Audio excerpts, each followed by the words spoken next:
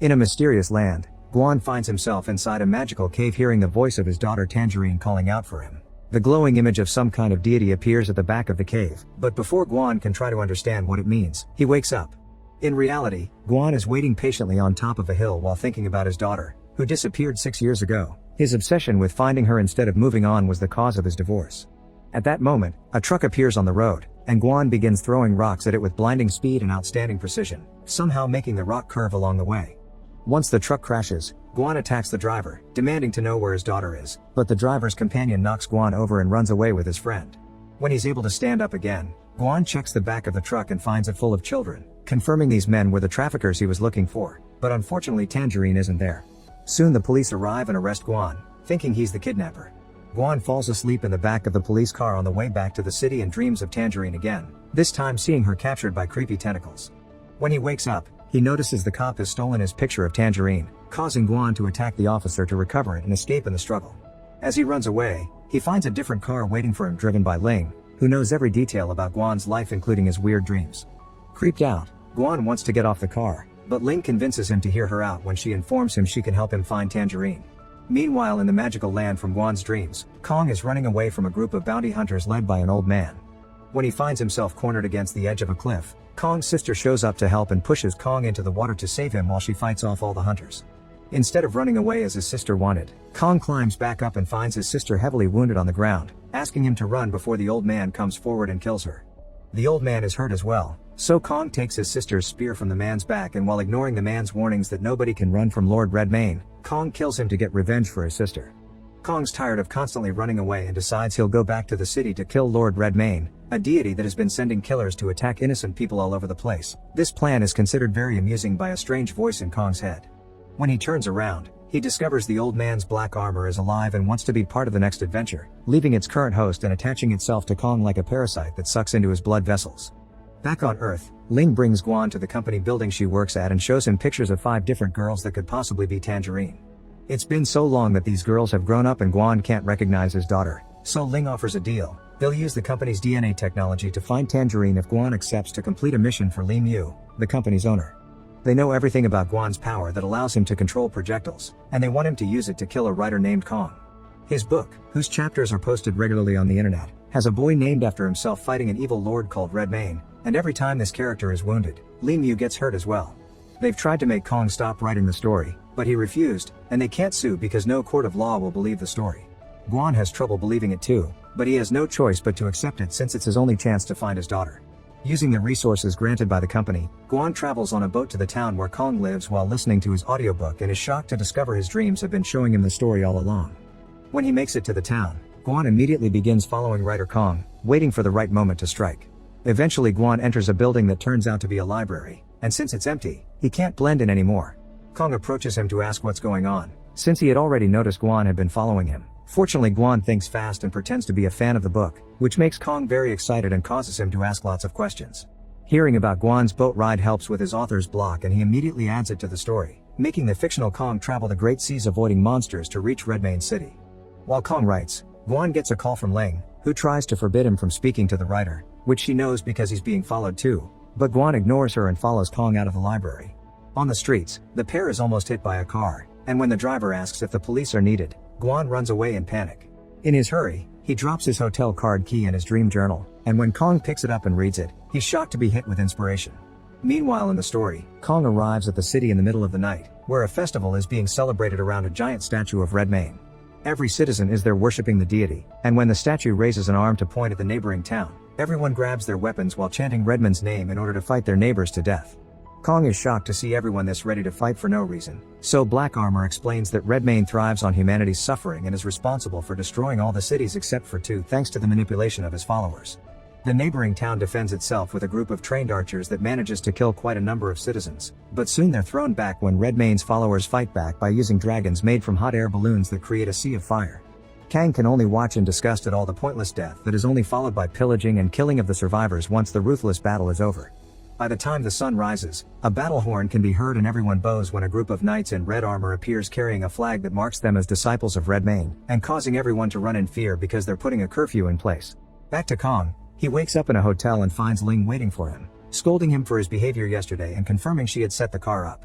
As punishment, Ling beats him up and keeps Kong underwater for a few seconds while Li Mu watches from a camera as a reminder to stick to the plan. At that moment, Kong arrives at the hotel as well and gives Guan his notebook back, thanking him for describing his dreams since they were a great inspiration to update the story after a long rut.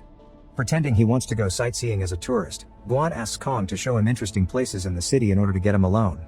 They end up going to an abandoned field where Kong shares his story about his love for words and the fact he's been writing for 6 years, which curiously matches the time Tangerine has been gone.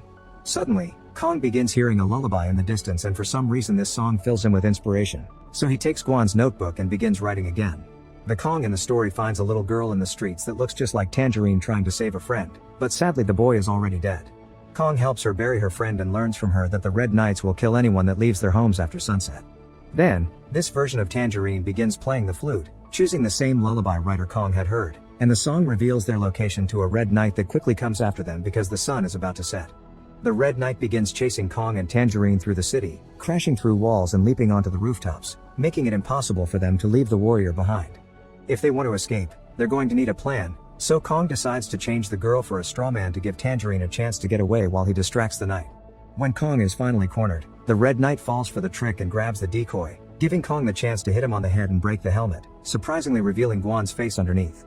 Furious, the Red Knight gets ready to kill Kong, but before he can land the final blow, Tangerine comes back and shouts for him to stop. The knight turns his attention toward Tangerine, ready to kill her first, but at that moment the sun finally sets and the knight loses control, allowing Kong and Tangerine to escape. While Kong writes all this down, Guan approaches him from behind, and as he has visions of chasing Kong and Tangerine in the story, he finally throws a projectile to knock Kong out. Then he comes closer to finish the job as he sings the lullaby he made up for Tangerine when she was a baby, as if trying to justify his actions, which also matches the lullaby that Kong heard. But before he can land the final blow, Guan hears someone singing the lullaby too, which should be impossible because it never left the family. By following the sound, Guan finds the kid that is doing the singing, but in his desperate begging and shaking he scares the poor boy away. Guan chases after him as he continues to see visions of Kong and Tangerine in the story from the point of view of the Red Knight, but the boy manages to escape, and Guan ends up in a bar instead. To his surprise, Tangerine's kidnapper is there with some friends, and the man asks everyone to help him beat up Guan as revenge for what happened in the truck. Using his throwing powers with some pool balls, Guan easily defeats them all and shakes the kidnapper until he confesses what happened to Tangerine. She had been one of his first jobs and he had only been a newbie back then, so when he used a sedative to shut her up, he used the wrong dose. Tangerine didn't wake up and the kidnapper left the sack with her body in the middle of the hills. Overwhelmed by pain and grief, Guan tries to kill the kidnapper, but Ling shows up with a bunch of guards and stops him by knocking him out. Moments later, Guan wakes up in Ling's car and hears Ling's attempts to comfort him rather poorly, which she's doing only because Li Mu asked her to since they can't lose Guan. Ling explains that the kidnapper must have been lying and that she's sure Tangerine is one of the 5 girls from the pictures. She also assures him they're taking the kidnapper to the police for proper punishment. Guan asks her not to do that and to keep the kidnapper as a reward and a life for a life kind of deal. He'll kill Kong and in return they'll give him the kidnapper so he can kill him as well. After Guan leaves to plan his next move, Li Mu arrives to scold Ling for not being convincing enough. When Ling asks, Li Mu confirms he lied about the pictures and scolds Ling again for feeling bad for tricking the guy. Meanwhile in the story, Kong and Tangerine have escaped safely and now make their way through the city while finding nothing but ruins and suffering. Tangerine tries to distract Kong by telling him the story of Redmayne and the other deity he betrayed and killed while pretending to be best friends. Eventually they make it to Tangerine's home, but unfortunately her parents have died for disobeying the curfew. While Tangerine picks up a painting her mother did some time ago, they discuss where to go next, but their chat is interrupted by a group of Redmayne followers that want to pillage the house. Tangerine refuses to give up her parents' possessions and intends to fight, so Kong comes forward to protect her, which Black Armor finds very interesting. Back on Earth, Guan calls Kong in the morning and they agree to meet on the rooftop of a building since Kong still doesn't know Guan was the one that attacked him from behind. After explaining that he finally feels a great will to live again, Kong tells Guan he's put him, his daughter, and the lullaby in the story, and that's why the Red Knight's helmet injury matches Guan's forehead wound. While Ling hears the whole conversation through a hidden microphone, Guan grabs the notebook with the latest chapter, and as he reads every word, he realizes they match his visions perfectly, meaning Khan somehow has created a parallel universe through his writing. It seems his power can affect the real world as well, which explains why Li Mu wants to kill him. The latest chapter ends with the scene of Kong and Tangerine surrounded by the angry mob, and Guan helps Kong brainstorm an idea of how to solve the fight, making Kong so excited that he almost falls off the roof and only survives because Guan catches him just in time. In the book, Black Armor leaves Kong's body to become a walking entity in itself and fight the attackers, killing them with ease since it can't be hurt by normal weapons. Then it turns against Tangerine, but Kong stops him just in time. Surprisingly, black armor can't hurt Kong when it tries because Kong is in control of armor's movements, and as soon as Kong realizes this, he makes black armor stab itself to put it in his place. This means Kong's blood, which armor drank, must have celestial origins, thus black armor promises to never disobey Kong again as it returns to its normal armor form. In the meantime, Guan calls Ling and tells her he quits before throwing away the phone. Guan refuses to kill Kong because he wants to protect the tangerine in the story, and for her to be safe the book needs to be finished. Unaware that Ling is following them and overhearing their conversations, Guan takes Kong to his home so he can write in peace. On the desk, Guan is surprised to find a picture of Li Mu with another man, prompting Kong to explain his father was Li Mu's business partner and that he died in a fatal accident while Li Mu was also present. Guan starts thinking Li Mu's plan has worse motivations than it seems and tells Kong to pack up in order to hide somewhere safer. Ling has also reached the conclusion Li Mu killed Kong's dad, and this whole plan turns out to be a way to cover up the story, so she calls Li Mu to demand the truth. Unfortunately, Li Mu admits nothing and threatens Ling for betraying him, thus when Ling returns to her car, she's knocked out by Li Mu's henchmen using electricity. Then they drive to the library, where Kong is now writing while Guan makes a plan of defense. The story keeps advancing with Kong and Tangerine arriving at Redmane's temple, where they find a huge amount of Red Knights sitting still. None of them move when Kong approaches them and knocks them off, and this finally makes him understand the secret behind them. They can only move during the day, and the curfew had just been an excuse to stop people from finding them in this vulnerable state. At that moment, Li Mu's henchmen arrive at the library and attack Guan on sight. A fight begins around the bookcases, where Guan uses his projectile powers to hit the attackers, yet they manage to recover quickly. The assassin using an electricity box throws water on the floor to try to electrocute Guan from a distance, forcing him to hide in a corner with no escape.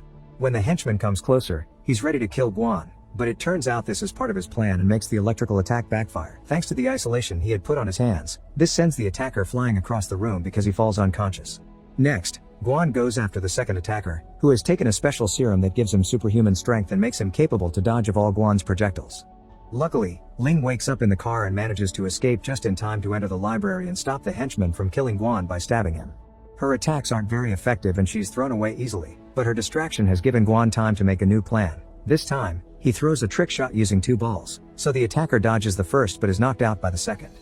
While all this fighting happens, Kong gets to advance the story a great deal. Tangerine and fictional Kong enter the temple, where a huge statue starts moving to reveal Lord Redmane, who has half his face covered by a mask. After throwing around massive stones to show off his mighty power, Redmane sniffs Kong and confirms Black Armor's theory. He's the son of the deity friend he had killed many years ago, because Redmane is based on Li Mu and the story is a parallel of the murder of Kong's father. Furious at the thought of his nemesis, Redmane challenges Kong to avenge his dad and takes him outside to show him the tree where the assassination happened. Then, Redmane attacks Kong, who releases Black Armor so it can be its own persona again and they can fight together as a team. Their attacks are perfectly coordinated, but they barely do any damage to Redmane, who knocks them off easily thanks to his mighty strength and speed. When Redmane manages to grab Kong, he begins squeezing tightly, but Black Armor manages to recover and saves its master by cutting off Redmane's hand. This angers Redmane even more, and he uses his other hand to grab Black Armor and crush it into dust. Afterward, he shows off again by putting only just one giant finger on Kong to crush him slowly to death, but Redmane stops when he suddenly hears something very peculiar, a lullaby. It's Tangerine, who is playing the song on her flute because her father had taught her he'll always come if he hears her tune. Annoyed by both the girl and the song, Redmane releases his tentacles and grabs Tangerine to devour her into his stomach, matching Guan's vision from days ago. The story comes to a sudden stop when Kong gets stuck on how to continue. To make matters worse, there's a third henchman that has sneaked inside without anyone noticing and he attacks Kong, heavily wounding him. Before he can finish his job, Ling shows up and knocks him out while Guan calls for an ambulance, feeling responsible for what happened. At the hospital, Guan and Ling are waiting for news on Kong when suddenly they're visited by Li Mu, who is very pleased with these results since he doesn't think Kong will make it. He also explains he originally planned for Kong and Guan to die together and make it look like they killed each other, and the police would have the novel as proof because Kong has written Guan and his daughter on it. Thus Kong would seem to be the kidnapper and Guan a man looking for revenge. This is why Guan had to be the one to kill Kong. Then, Li Mu offers 5 million to each of them if they leave the hospital and keep their mouths shut, and when Ling threatens with going to the police, Li Mu just laughs because he has bribed contacts and she has no proof. Not to mention Ling and Kong would go down as well for being accomplices. Li Mu also wants Kong's computer, and when Guan refuses to hand it over, he tries to take it by force, causing Ling to push him away as she explains Guan will be the one to finish the book. Tangerine is still singing the lullaby inside Redmane's belly, and following the promise her father had made, the song summons a Red Knight with a Gatling gun that is ready to save his daughter. This gun actually gives the Red Knight a fighting chance since it can damage Redmane properly, and a fierce battle begins between the deity and the knight. One of the knight's attacks destroys Redmane's mask, exposing a wound with a sword stuck on it on his forehead. Kong guesses that must be his weakness, so while Redmayne is busy going after the Red Knight, Kong takes the chance to jump toward the god and grab the sword to drag it down Redmayne's body, ripping him in two and finally defeating him. In his agony, Redmayne's stomach opens up and throws out Tangerine, who is caught by the Red Knight just in time. Back on Earth, Ling finishes reading what Guan wrote after telling Li Mu she's called the cops because it's the right thing to do. A nurse comes to tell them Kong is doing better, but Guan isn't paying attention because he's seen something at the window that is making him leave the building in a hurry.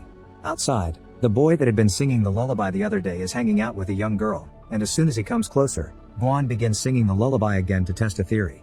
The girl turns around to reveal she's indeed the real Tangerine, while in the story, Tangerine the character removes the Red Knight's helmet to find her father Guan, and the two of them hug tightly with tears in their eyes. Make sure to subscribe and turn on notifications so you can watch more videos like this. Thanks for watching.